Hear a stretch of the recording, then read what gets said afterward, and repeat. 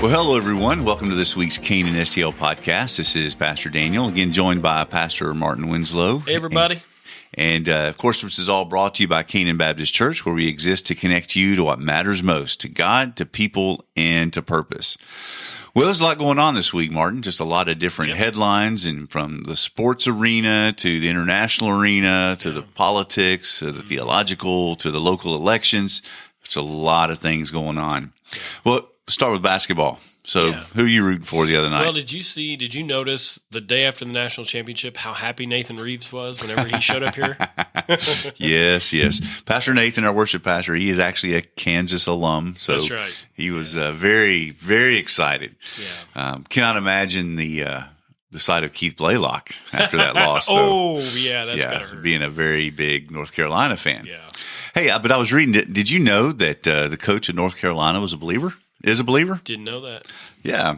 So his name is Hubert Davis, and he played basketball at North Carolina. I remember him from his playing days. Yeah. So awesome player. How do you remember? Just remember watching him on TV or what? Yeah, he must have played, I'm going to think he was in the 90s, so he's probably just a few years older than me. But I remember watching him play for UNC back in the day, and he was one of those players. He wasn't like a sixth man. He was probably like the fifth best player maybe on the court, maybe the fourth. He had some good years, but he was one of those guys who was a little bit, it seemed like utility. He would show up whenever you least expected him. Good defensive player, real gritty, but loved watching Hubert Davis. When he got to the NBA, he had a career, I think, but it was a little shorter, maybe, and didn't produce like he did on the college level. But yeah, good guy. And then he goes back and gets on the coaching staff at UNC and has been there for quite a few years. And then when Coach Williams retired last year, he kind of named his successor, and it was Coach Davis. So it's a really good story. There's a really good article on it in the Baptist Press today about Hubert Davis, his faith, and how he sees his role as coach as not just a coach, but as a missionary. That's kind of what he says. What a great concept. Yeah. Just to view your role, whatever it is I'm in this role not just to coach a team or not just to teach a class or not just to fix a car, but I am here as a missionary called by the Lord. Love it. That is awesome. Yeah. I had a similar experience with my college coach, Stacy Berkey, down at Three Rivers Community College. I played 2 years of baseball for him. What a man of integrity. And he would always invite the kids to go to church with him on Sundays, but never heard this coach. First coach I think I ever had that I never heard him cuss. He didn't get upset. He was really a sovereignty of God guy. He just trusted in the Lord. But what a great example. Yeah. And you can really leverage that position because, players look up and respect those coaches so much. Yeah, that's right. That's right. Coaches and teachers are some of the most influential people in our lives, probably secondary to our parents. Yeah. But outside of our parents, coaches and teachers are just so impacting. Yeah. Good and bad. Yeah. Yeah. They live in a glass house too, don't they? That's right. Yeah, that's right. They sure do. So it's pretty exciting to see someone like him, just kind of in the spotlight, giving all glory to Jesus and leveraging his position, his role, not for just personal gain, but to really impact these players and now many more outside of that as he has a national spotlight. Yeah. We gotta remember as believers that we are being watched. At some level, someone's watching us. And so, all of us aren't completely living in a glass house, but we are. I mean, look at Albert Pujols. Yeah. Man, we're excited to have him back in St. Louis. Speaking of sports and, Christians. And, that's right. Yeah, 679 home runs. Were you excited when you heard he was coming back to St. Louis? Absolutely. Yeah. He was – I moved here like a year or two after Pujols left, but all I've heard since I've been here was just the great days of Pujols, and how had he stayed here, he'd probably be considered the greatest Cardinal ever, maybe even greater than Stan the Man. Ooh. That's quite an accolade there. Yeah, it almost sounds like heresy, but I think you're right. He would have. Yeah, he's going to hit 700 home runs probably. I mean, he was just a great player, great attitude, has done a lot for our city and beyond. Yeah. I mean, just a man of integrity, a man of faith. Yeah. He was a member at West County Community Church, which is now merged with First Baptist Ellisville. It's now the Fellowship of Wildwood, which is one of our own SBC churches. But man, he just has done so much. Somebody told me, and maybe you can confirm this, somebody told me that he gave $1 million to start Joy FM. Oh, I don't Does know that that. sound right? I would not be surprised. Okay. We'd have to do some research on it, but somebody had told me that it was started by Albert Pujols with a big donation of like $1 million. So yeah, he's done a lot for the city. He sure has. But we found out some terrible news about him Yeah, just a couple days ago. Bless his heart. What are they saying in the headlines? Well, I guess he came out and acknowledged that he's going through a divorce. Yeah. You know, the red flag was, I think for me, I'd heard that he was playing a baseball game while his wife was in surgery for a brain tumor. And I thought, man, that's just weird. Yeah, ball game and spring training doesn't equate missing your wife's surgery. Yeah. Yeah, so you know something was up. And I think that was probably the catalyst. A lot of people were probably like, what's wrong with you, Albert? And maybe that's when he came forward just a couple days later. Hey, this has been a long time in the making and blah, blah, blah. We've been married 22 years. We have 5 kids. And man, just a disappointment that they couldn't work things out.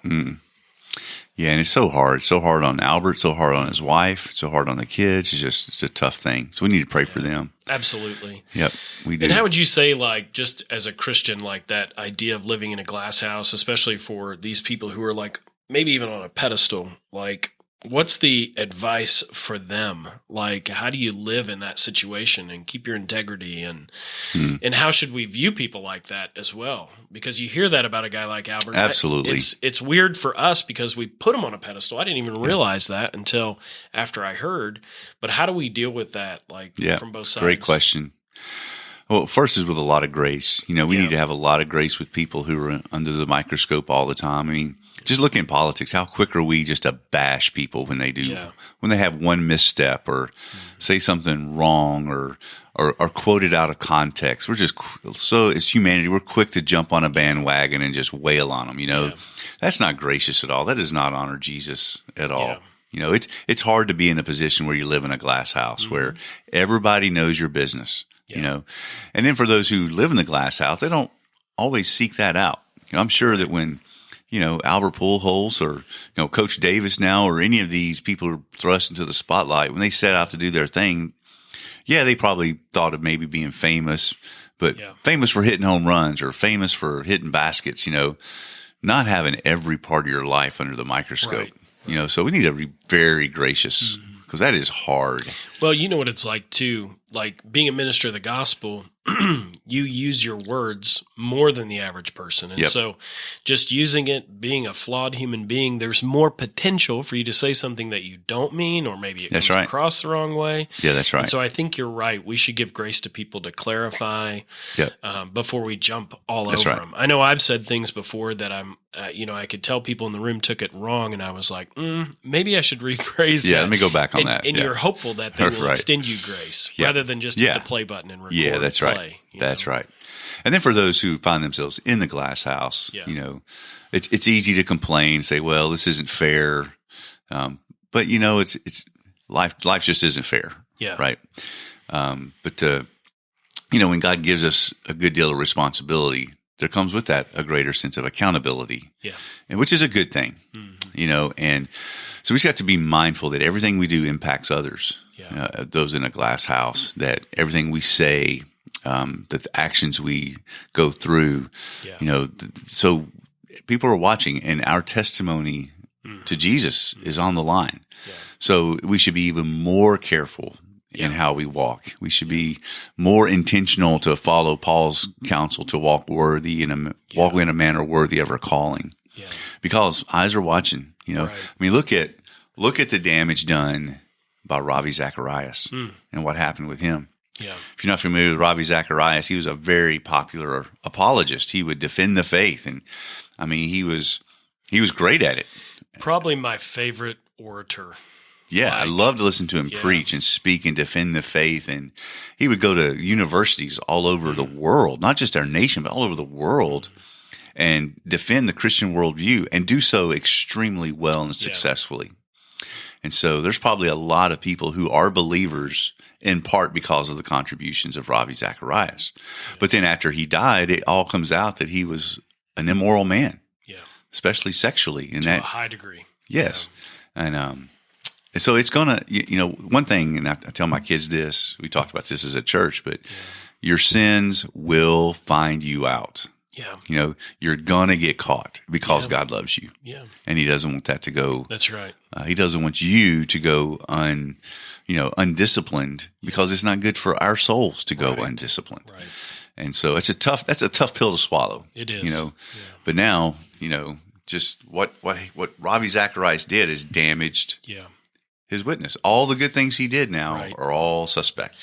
Yeah, and you hear that a lot from people outside the faith. You'll hear things like, well, that's the reason I left the church, was because of this person or this hypocrisy or that hypocrisy. And we have to remember things like the Apostle Paul says, follow me as I follow Christ. That's right. He's just a man. Yeah. He made mistakes too. We're sinful people, and always to point people back. Don't follow me, follow Jesus, and don't judge Jesus based upon the sins of other people or his followers. That's right. We're a mess. That's right. And we're all a mess, and we need to make sure that we come across humbly in that way so that people know that it's not about us. It's not about building our kingdom. It's about Christ's kingdom. So that when someone does fall, and there's going to be more of those, right? Yeah. That they're looking at Jesus and not at Daniel Carr, Martin Winslow, or any of the pastors even here at Canaan. We're sinful people who need the gospel. And so it's incumbent upon each person to realize and also proclaim that they're to be looking and following Jesus, the perfect one. Yes, that's right. Now, there was also this week, we had school board. Oh, yeah, local. Local school board elections. And it seemed pretty heated, especially Fox. I don't live in Fox district, so I was kind of getting this secondary, tertiary information, but it seemed to be a pretty critical election based on worldview.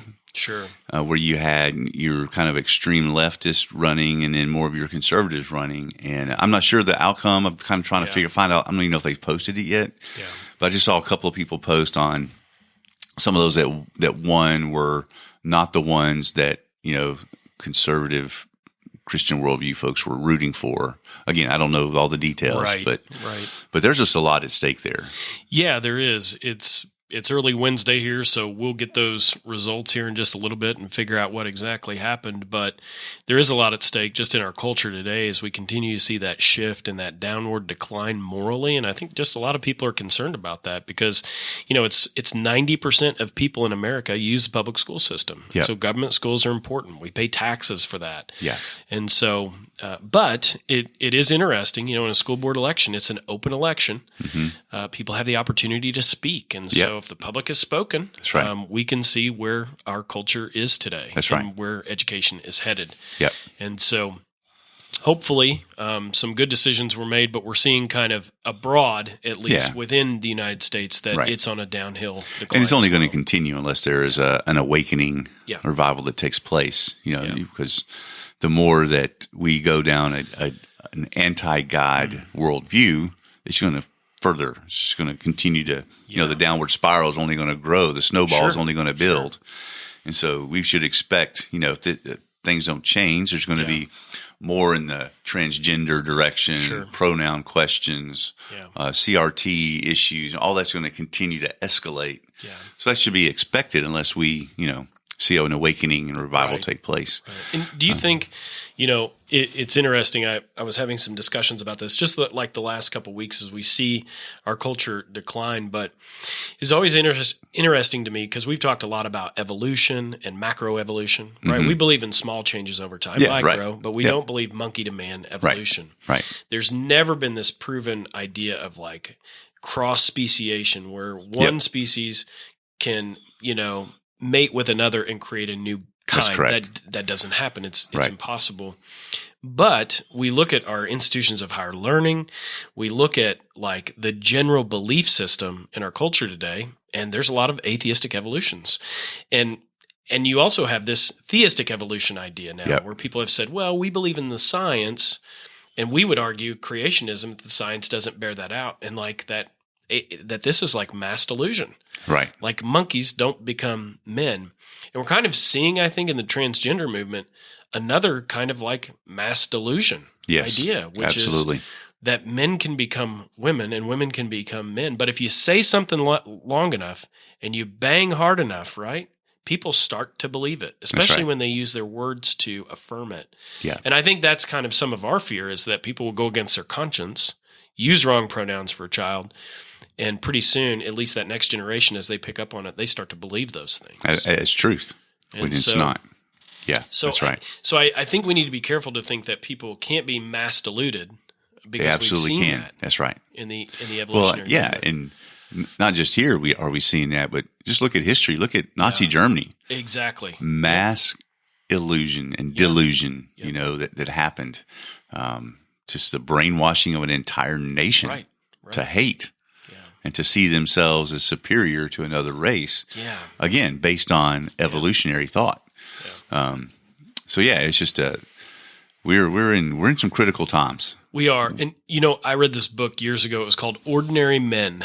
And it was about Nazi Germany and the brainwashing of the people there. And they said, the weird thing about it is the people who would commit these heinous crimes for the SS were like shopkeepers, lawyers, doctors, teachers. Absolutely. They were just everyday, regular people. Ordinary people. Yep. Yeah. That's right. And they had just been brainwashed over time. Yeah. So it really is a big deal. Yeah, that's right. That's right. It's interesting. You also read the way that evolutionary thought took over.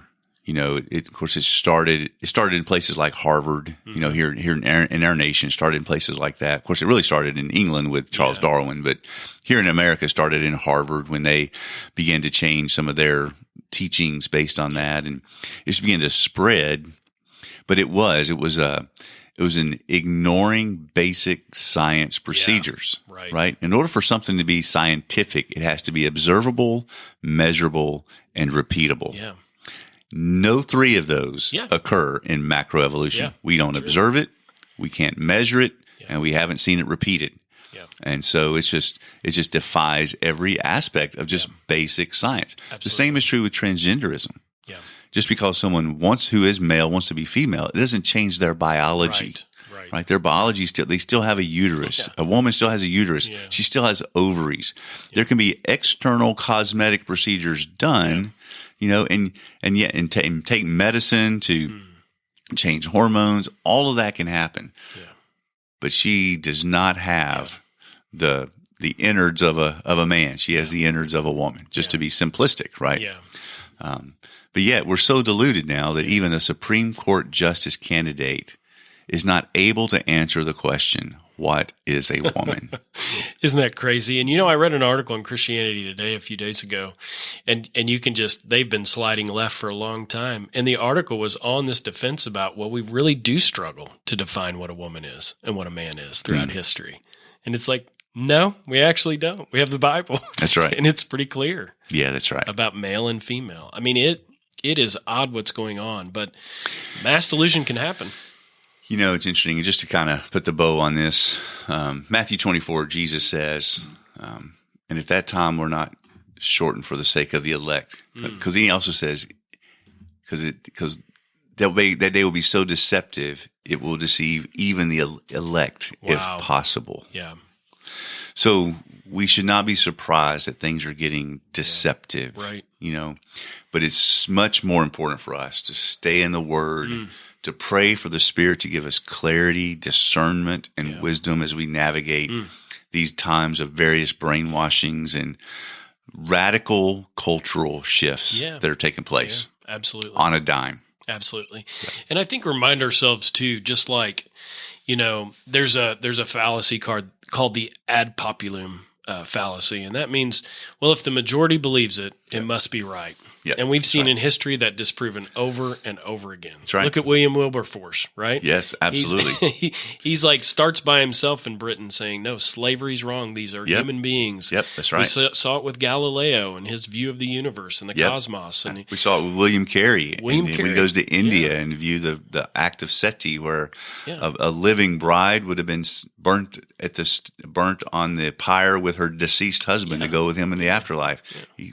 William Carey put an end to that. Yeah, the majority thought it was fine. That's right. But it wasn't. That's right. So. And they thought it was commanded in their faith. Yeah. In Hinduism. Exactly. So, yeah. Exactly. Well, we must be praying. We must be in the Word. Yeah. And we must keep our eyes fixed and focused on Jesus. Yeah, the hope's the gospel. That's right. That's right. Well, if you have any other thoughts, questions, comments, just shoot them in to info@canaanstl.org. Thanks for tuning in this time on Canaan STL Podcast, and we'll talk to you next week. God bless.